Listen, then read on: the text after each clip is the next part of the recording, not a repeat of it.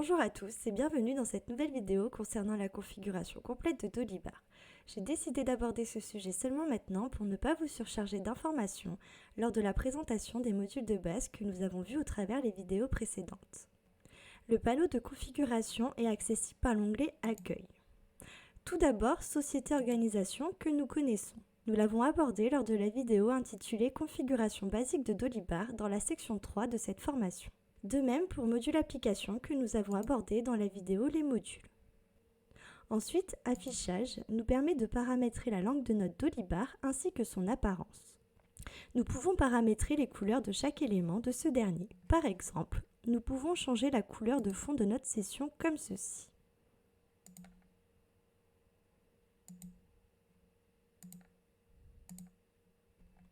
Dans l'encart divers, plusieurs paramètres sont disponibles et il est utile de changer la longueur maximale par défaut des listes pour la passer à 100 et la longueur maximale des listes courtes pour la passer à 8. Le prochain champ que nous allons changer est l'heure de travail par défaut pour une journée. Nous mettons 8-12, 13-17. Un champ est annoté et message du jour. Il permet d'afficher un message à tous les utilisateurs lors de leur connexion. Et enfin, page de connexion où nous pouvons cacher le lien d'aide, mettre un message sur la page ou encore mettre une image de fond. Ensuite, nous avons menu qui permet de choisir le gestionnaire de menu, que ce soit pour les utilisateurs internes ou externes. Le menu par défaut est le plus complet, nous ne changeons rien. Il est possible de modifier les menus proposés en utilisant l'onglet Édition menu. Ensuite, traduction permet de personnaliser les textes affichés dans Dolibar. Pour chaque texte correspond une clé qui permet d'ajouter ou de modifier une traduction. Ici, par exemple, nous pouvons remplacer le mot proposition commerciale présent sur les documents par le mot devis. Pour cela, nous recherchons la clé de ce texte dans le filtre, soit PDF commercial proposal title. Nous cliquons sur Ajouter une traduction, nous mettons notre traduction et nous ajoutons. Maintenant, si nous créons une nouvelle proposition,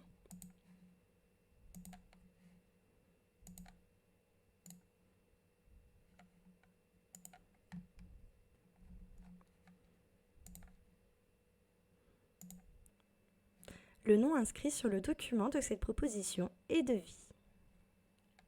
Pour récupérer le nom d'origine, il suffit de retourner dans la liste des traductions et de supprimer le mot que nous venons de créer. Automatiquement, la clé reprendra la traduction d'origine, soit proposition commerciale. Ensuite, valeur filtre tri par défaut. C'est ici que nous pouvons définir les valeurs par défaut sur les formulaires de création, mais aussi définir les filtres de recherche, les ordres de tri et les champs par défaut sur les autres documents. Cependant, ce paramètre nécessite tout de même des connaissances techniques pour savoir lire les contenus de pages HTML. Nous allons tout de même faire un petit exemple avec la valeur par défaut pour vous montrer la philosophie de ce qu'il faut faire si vous souhaitez utiliser cette possibilité. Nous connaissons déjà le formulaire pour créer un contact, nous allons donc pour plus de simplicité s'en servir dans l'exemple. Nous nous rendons donc sur la page de création d'un contact.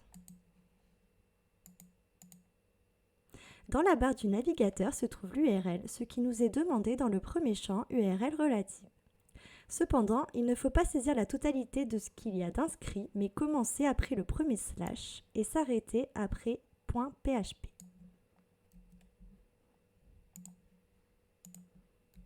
Si vous êtes perdu, vous avez toujours la possibilité de survoler le point d'information. Le prochain champ qui nous est demandé est le champ que vous souhaitez remplir par défaut lors de la création du nouveau contact. Nous allons choisir Visibilité. Pour trouver le nom du champ HTML comme il est appelé dans l'aide, il faut sur le nom du champ faire un clic droit, puis sélectionner Inspecter. Cela ouvre un utilitaire du navigateur Internet pour analyser la page et surligne le contenu qui nous intéresse. Il faut récupérer la valeur contenue dans le égal après fort. Dans notre exemple, c'est priv, que nous allons saisir dans la colonne champ de notre valeur par défaut. Ensuite, nous devons remplir le champ valeur. L'aide ne nous est pas très utile dans notre exemple. En effet, elle permet de connaître les variables à saisir si nous souhaitons utiliser des valeurs dynamiques. Par exemple, nous souhaiterions dans le nom de notre contact mettre un préfixe contenant l'identifiant de l'utilisateur qui l'a créé. Nous metterions dans ce champ User Logging. Dans notre cas, nous voulons une valeur fixe prédéfinie dans Dolibar. Nous pourrions croire que la valeur à rentrer est partagée ou privée comme celle que nous sélectionnons à l'écran. Il faut voir cette liste déroulante comme un tableau commençant par 0 et s'incrémentant de 1 à chaque ligne. Pour s'assurer de cela, nous allons utiliser une astuce de la vidéo précédente en allant dans Outils d'administration, puis dans Info base de données, puis dans Liste. Il nous faut alors choisir la bonne table. Nous pourrions faire CTRL F puisqu'il n'y a pas de fonction de recherche, puis saisir Contact. Cependant, pour quelques objets de Dolibar, le nom de la table n'est pas évident. En l'occurrence, le nom de la table pour les contacts est SocPeople. Une petite astuce pour retrouver le bon nom est de vous référer au nombre d'enregistrements. Vous pouvez trouver ce dernier en vous rendant dans le module concerné. Par exemple, pour les tiers, nous avons 6 tiers. Ou si l'information n'est pas indiquée directement comme pour les factures, où il n'y a pas de total, on peut aller dans Statistiques pour l'obtenir. Revenons à notre table SocPeople.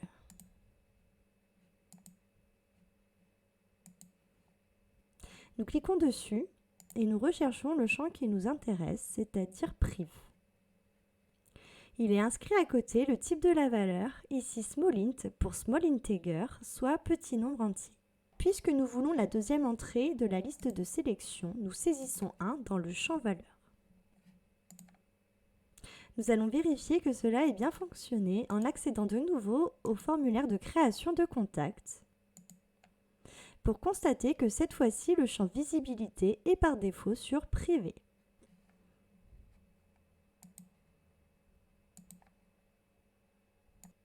Ensuite, en ce qui concerne les widgets et les alertes, nous les verrons dans la vidéo intitulée Tableau de bord de Dolibar. Ensuite, sécurité concerne à la fois les aspects techniques et fonctionnels. Il permet à la fois de configurer des informations diverses telles que l'utilisation d'un code graphique pour la connexion que nous allons activer. C'est le seul paramètre qui nous intéresse ici.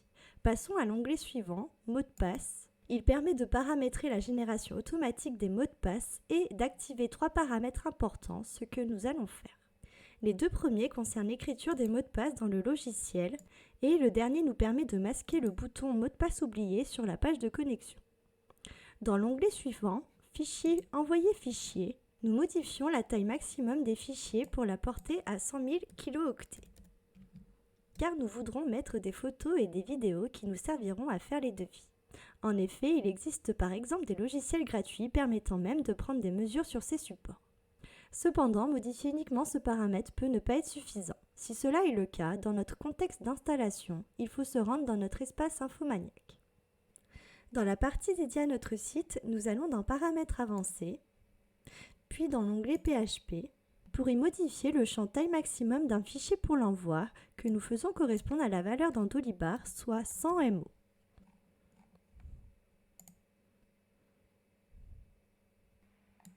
L'onglet suivant, Accès externe, ne nous intéresse pas pour le moment. Nous passons à l'onglet Événements de sécurité. Il permet de créer un historique des événements de sécurité selon les événements choisis dans la liste. Par exemple, il peut créer la liste de tous les événements de connexion si nous cochons sur la case des User Logging et que nous enregistrons. Nous nous déconnectons et nous nous reconnectons. Suite à l'activation d'un des paramètres pour le mot de passe, un nouveau champ nous est demandé lors des connexions. Nous pouvons nous rendre dans Outils d'administration, puis dans Événements de sécurité, où nous constatons par rapport à la vidéo précédente que la liste n'est plus vide mais contient une ligne représentant la connexion que je viens d'effectuer. Nous retournons dans Configuration pour aborder le dernier onglet.